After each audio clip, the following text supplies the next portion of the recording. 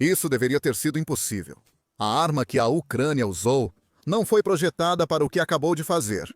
O alvo que a arma atingiu deveria ser ágil o suficiente para evitar o que a Ucrânia enviou em sua direção. Para a maioria, a jogada que a Ucrânia fez estaria tão fora do reino das possibilidades que ninguém teria pensado nisso. Mas probabilidades impossíveis nunca impediram a Ucrânia antes. E agora, ela fez algo que nunca havia sido feito antes. Uma derrubada aérea inédita no mundo deixou a Rússia atônita. Tudo o que Vladimir Putin e seus comparsas podem fazer agora é ficar boquiabertos e se perguntar como a Ucrânia conseguiu fazer isso. O local era no interior do Oblast de Rostov, e o alvo era um helicóptero russo Mi-8. Esse alvo não é novo para a Ucrânia. Até 17 de novembro, a Rússia já viu 41 desses helicópteros serem destruídos, outros 12 danificados e um capturado após deserção. No entanto, esse não é o alvo. O impressionante é como a Ucrânia derrubou esse alvo. Em 23 de novembro, o Kiev Independente destacou o feito notável da Ucrânia. Diz que as Forças de Operações Especiais do país, ou Forças de Operações Especiais, conseguiram derrubar um helicóptero Mi-8 perto do assentamento de Kushenikovo, no Oblast de Rostov. Até agora, tudo normal. Além da destruição de um helicóptero russo em território russo, perder um Mi-8 não é novidade para a Ucrânia. No entanto, a arma que a Ucrânia usou foi diferente de qualquer outra que já tivesse usado para esse propósito. O Mi-8 russo foi abatido por um drone aéreo, não por um drone First Person View ou de curto alcance, que a Ucrânia já usou antes para isso. A Ucrânia utilizou um drone de longo alcance capaz de percorrer centenas de quilômetros na Rússia para atingir um alvo fixo. Isso é algo inédito no mundo, porque drones de longo alcance simplesmente não deveriam ter a capacidade de mudar de curso ou serem controlados de uma forma que permita atacar um alvo aéreo a centenas de quilômetros de distância. A Ucrânia costuma definir as coordenadas de alvos em terra, como refinarias russas, e deixa o drone agir. Desta vez, parece que um operador ucraniano conseguiu direcionar um drone de longo alcance para um alvo aéreo em movimento, que é minúsculo comparado ao que o drone normalmente é encarregado de atingir. O Forças de Operações Especiais fornece os detalhes em uma postagem no Telegram. Estamos mudando as regras do jogo. Agora, nós é que estamos caçando. Pela primeira vez, um helicóptero russo Mi-8 foi derrubado no ar por um drone de ataque profundo do Forças de Operações Especiais, segundo o Forças de Operações Especiais. Cada missão exige criatividade, desde as características técnicas do veículo até o planejamento e o treinamento dos pilotos, acrescentou o Forças de Operações Especiais. Uma declaração claramente provocativa. Isso é como esfregar na cara de Putin um ataque que ele e seus chefes militares nunca pensaram ser possível.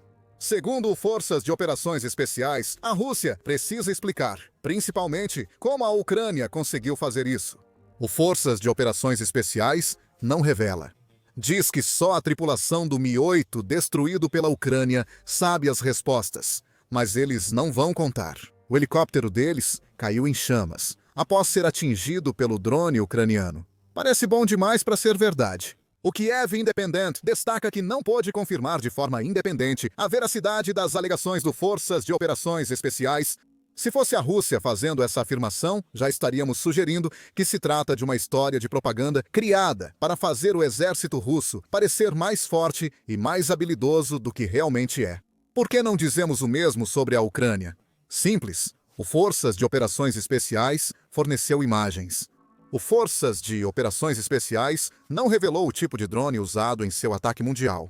Mas há uma teoria que explicaremos mais adiante no vídeo.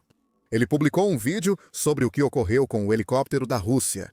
Os 25 segundos de filmagem são gravados do ponto de vista do drone. O que sugere isso? Esse drone de longo alcance em particular oferece o mesmo tipo de compartilhamento de dados em tempo real que os drones First Person View de curto alcance que a Ucrânia tem usado durante toda a guerra. Nos primeiros segundos, vemos apenas campos e áreas rurais. Então, o Mi-8 aparece. O helicóptero russo aparece na parte inferior da imagem, afastando-se do drone ucraniano. Se a tripulação está ciente do que está o seguindo ou não, isso é irrelevante, porque o drone é rápido o suficiente para alcançar o helicóptero russo. Por um instante, o drone sobe e o Mi-8 sai de cena. Mas, perto do final do vídeo, o drone ucraniano começa a descer com o Mi-8 claramente em sua mira. Não vemos a transmissão ser cortada, o que confirmaria um ataque. Mas, pelas imagens disponíveis, o helicóptero da Rússia não poderia ter evitado o que as forças especiais planejaram para ele. O Army Recognition afirmou em seu relatório que o ataque inédito da Ucrânia não poderia ter ocorrido. Usando o tipo de drone First Person View que a Ucrânia tem usado com tanta frequência no campo de batalha, Kutchnikovo fica a cerca de 190 quilômetros, ou aproximadamente 118 milhas das linhas de frente da guerra, o que imediatamente descarta o uso de drones First Person View. Segundo o Nova Voz da Ucrânia, até os drones de maior alcance atingem cerca de 20 quilômetros, ou 124 milhas. Mesmo se viajassem mais longe, dificilmente alcançariam a altitude necessária para subir. O Mi-8 voando nas altitudes vistas no vídeo divulgado pelo Forças de Operações Especiais, isso era outra coisa. Segundo o Army Recognition, se confirmado, isso marcaria uma nova fase no uso de sistemas não tripulados, com drones atuando não só contra estruturas fixas, mas também caçando ativamente a aviação inimiga. Explicaremos isso depois. Antes, retomemos um ponto citado anteriormente no vídeo. Afirmamos que a Ucrânia usou um drone de longo alcance para destruir o Mi-8 russo, algo inédito. No entanto, o Forças de Operações Especiais ainda não revelou o tipo de drone usado nesse ataque inédito. No entanto, só pode haver um candidato: o FP-1. Este é o drone que o Army Recognition indica ter sido usado pelo Forças de Operações Especiais, e há indícios de que seja mesmo esse. Criado pela Firepoint, o FP-1 é um drone kamikaze de longo alcance feito para atingir alvos na retaguarda russa. Não é um drone novo. Rumores surgiram em 2022 e a produção em massa começou em 2024. Atualmente, a Ucrânia está construindo cerca de 3.000 desses drones por mês, o que significa uma taxa de produção aproximada de cerca de 100 unidades por dia, de acordo com o New Voice of Ukraine. O drone tem especificações impressionantes, com motor de 2 cilindros que alcança até 1.600 quilômetros, 994 milhas. Embora isso não o torne capaz de atingir qualquer alvo dentro da Rússia, já que o extremo oriente do país fica fora do alcance. Isso permite à Ucrânia atacar instalações essenciais do exército russo na região central. Moscou está ao alcance do FP-1, tornando-o um drone perigoso para a Rússia, mesmo sem destruir helicópteros a dezenas de quilômetros do operador. Uma ogiva pesando cerca de 50 quilos ou aproximadamente 110 libras pode ser acoplada ao FP-1, o que significa que o drone tem poder de fogo mais do que suficiente para destruir um Mi-8. A Ucrânia também pode garantir que esse drone alcance seu alvo, graças a um algoritmo desenvolvido especialmente para isso. Segundo o Nova Voz da Ucrânia, esse algoritmo resiste ao spoofing de sistema de posicionamento global usado pela Rússia para desviar drones ucranianos de longo alcance.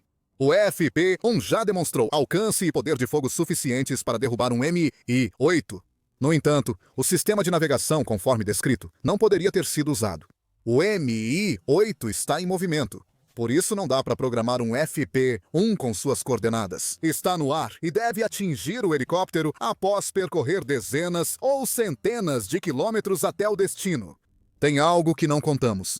Isso explica por que o FP-1 deveria ter existido. O drone usado pela Ucrânia em ataque inédito é descrito em declaração do Novo Voz da Ucrânia. As estações ópticas do FP-1 transmitem imagens. O FP-1 funciona como um híbrido entre drone de ataque programável de longo alcance e drones FPV, operados por pessoas no campo de batalha na guerra da Ucrânia. Essas estações ópticas permitem que quem está no controle de um FP-1 observe o céu à frente do drone, como vimos no vídeo publicado pelo Forças de Operações Especiais. Se o operador encontrar um alvo, pode acionar o FP-1 para buscar e destruir. Foi isso que aconteceu quando o Forças de Operações Especiais derrubou um Mi-8 em pleno voo. E a Rússia ainda está tentando entender como a Ucrânia conseguiu ficar tão à frente dela no campo dos drones de longo alcance. Em resumo, o Forças de Operações Especiais não conseguiu que um operador de FP-1 encontrasse por acaso um Mi-8 e o abatesse. A postagem da organização no Telegram afirma que houve pré-planejamento na operação, reforçado pelo reconhecimento do exército. Missões assim exigem configurações técnicas específicas, planejamento cuidadoso e equipes treinadas. O veículo ressalta que cada missão é uma operação de precisão específica, não um ataque rotineiro de longo alcance. Destaca ainda que a Rússia enviou o Mi-8 especificamente para derrubar drones ucranianos. Ucrânia teria feito grande ataque de drones em Rostov, prevendo reação da Rússia. Do ponto de vista defensivo, pode haver provocação ao Mi-8 aqui. Os drones lançados contra Rostov tinham alvos, mas as forças de operações especiais podem ter usado como iscas para forçar a Rússia a enviar seu helicóptero. Nesse momento, o FP-1 entrou em ação. Com sensores ópticos, as forças de operações especiais visualizaram e acertaram o alvo com precisão. Há uma última peça do quebra-cabeça que torna quase certo que o FP-1 foi escolhido para esse ataque inédito no mundo. O drone é considerado munição vagante. Segundo o IDGIA, uma munição vagante é feita para atingir uma área-alvo e pairar, como indica o nome. O operador do FP-1 já voava perto de Rostov antes da Rússia liberar o Mi-8 para enfrentar drones ucranianos. Esse operador observou e esperou para atacar no momento perfeito. Quando a tripulação do Mi-8 percebeu que havia caído em uma armadilha criada pela Ucrânia, isso se perceberam, já era tarde demais. A isca funcionou e um dos helicópteros mais valiosos da Rússia foi destruído. Agora, parece claro que o FP-1 foi a arma escolhida para esse ataque inédito no mundo. Ainda assim, seria fácil ver o que o Forças de Operações Especiais conquistou como um caso isolado. Um golpe de sorte, talvez, possivelmente causado por um FP-1 que, por acaso, estava patrulhando uma região onde a Rússia havia enviado um Mi-8. Embora isso possa ser verdade, é improvável pela precisão do ataque. É mais provável que a Ucrânia tenha novamente inovado no uso de drones em combate. Isso não foi um golpe de sorte, foi um ataque calculado e coordenado. Isso marca a evolução das capacidades de longo alcance da Ucrânia. Já vimos essas capacidades evoluírem várias vezes desde o início da guerra na Ucrânia. A Ucrânia passou a usar drones para atacar alvos na retaguarda da Rússia em 2023 e até 2024 já permitia ataques dentro do território russo. Esses ataques iniciais, embora eficazes, eram improvisados. A Ucrânia identificava um alvo potencial e tentava atingi-lo, sendo que esses alvos muitas vezes eram determinados pela disponibilidade de drones. À medida que a guerra avançava em 2024, a Ucrânia começou a colocar mais de seus drones de longo alcance em produção em massa. Mais produção significava mais drones, e com mais drones veio a capacidade de conduzir campanhas integradas. Isso fez com que a Ucrânia lançasse múltiplos ataques contra alvos na mesma região, muitas vezes no mesmo dia ou em rápida sucessão. O Army Recognition Moon relata ataque ucraniano ao aeródromo de Kurovska, na Crimeia. Exemplo de como a Ucrânia passou de ataques isolados para integrados, aproveitando sua variedade crescente de drones. Na operação anterior, drones ucranianos atacaram a aviação, defesas aéreas, depósitos de munição e o AVs de reconhecimento e ataque da base inimiga. Com dados indicando a destruição dos helicópteros Mi-8, Mi-20 e 6 Mi-28 e de um sistema Pantsir S-1. O veículo informou que após esses ataques, houve detonações secundárias à noite. Recentemente, a Ucrânia focou seus drones de longo alcance no setor energético russo. Segundo o Defense News, as refinarias são alvos-chave para a Ucrânia, principalmente no segundo semestre de 2025. Em outubro, estimava-se que a Ucrânia destruíra até 38% da capacidade de refino de petróleo da Rússia com esses ataques, embora o valor exato seja debatido. Depósitos de combustível, postos militares, comandos e instalações elétricas russas foram alvos frequentes de ataques em massa da Ucrânia. Ao longo de uma noite, envolvendo hordas de drones que atacam várias regiões da Rússia, a Ucrânia tem esticado as defesas aéreas russas ao máximo possível com esses novos ataques. No entanto, você vai perceber que há algo que todos esses tipos de alvos que acabei de mencionar têm em comum. Dos helicópteros em Kurovska, as refinarias e subestações elétricas russas, todos esses alvos de longo alcance são estáticos. Como não há movimento, a Ucrânia pode programar o alvo nos drones e lançá-los. Eles fazem o resto. Agora, a Ucrânia evoluiu novamente sua capacidade de ataque de longo alcance. Agora, alvos móveis estão na mira, incluindo alvos aéreos que combinam velocidade e um certo grau de agilidade. Isso indica que eles conseguem evitar melhor os drones da Ucrânia.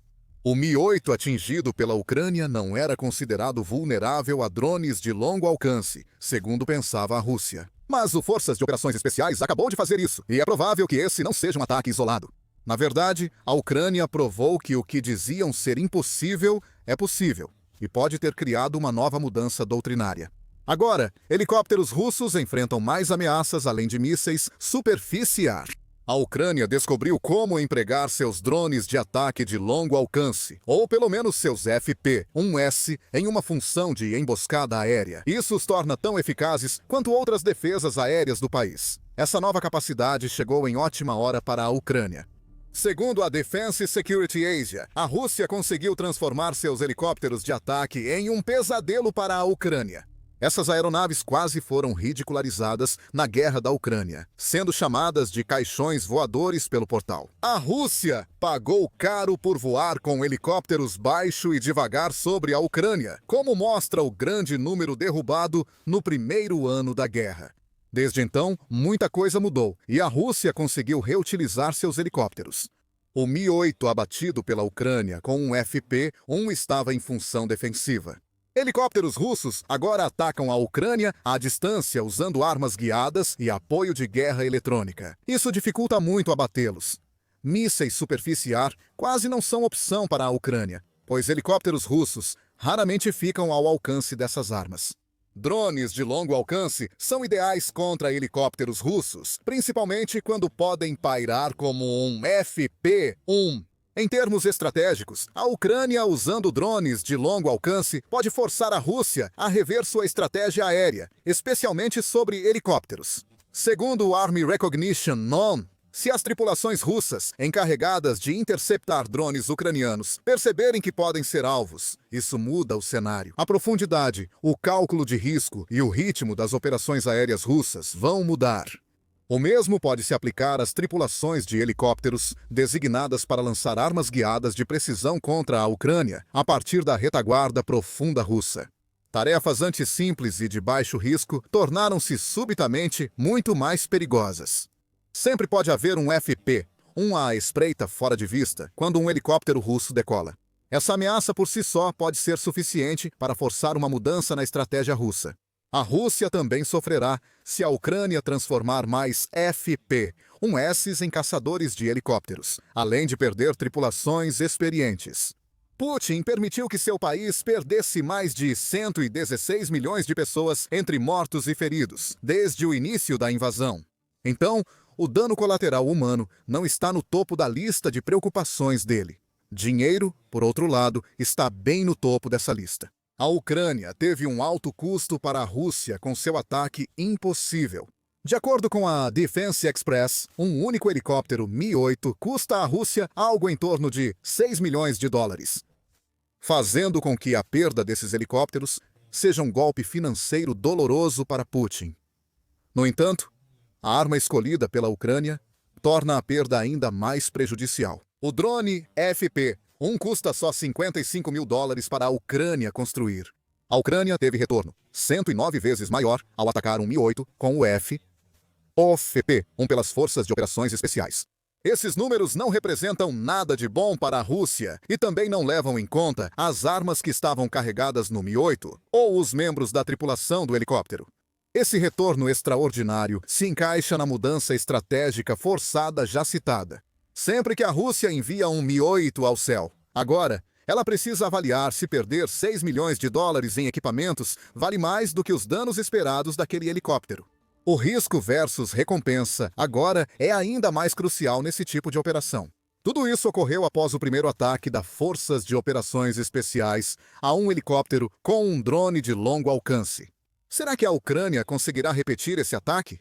Agora eles têm o plano, mas é importante lembrar que o que a Forças de Operações Especiais fez exigiu muito planejamento. No futuro, a Ucrânia precisará saber onde estão os helicópteros russos e talvez atraí-los para o céu, como em Rostov. Mas o retorno é tão impressionante que a Ucrânia continua tentando. Se o drone ucraniano falha, a perda é barata. Se tem sucesso, a Rússia perde pilotos e milhões de dólares. O impossível se tornou possível, e a Ucrânia pode em breve tornar isso comum. Evoluções assim permitiram à Ucrânia causar perdas devastadoras à Rússia desde a invasão de Putin. Mesmo assim, a Rússia deveria ter desempenho melhor na guerra aérea. O país não conquistou a superioridade aérea na Ucrânia e agora está ainda mais longe disso. Descubra o motivo em nosso vídeo e lembre-se de se inscrever no The Military Show para mais cobertura dos últimos ataques da Ucrânia contra os valiosos ativos militares da Rússia. E obrigado por assistir!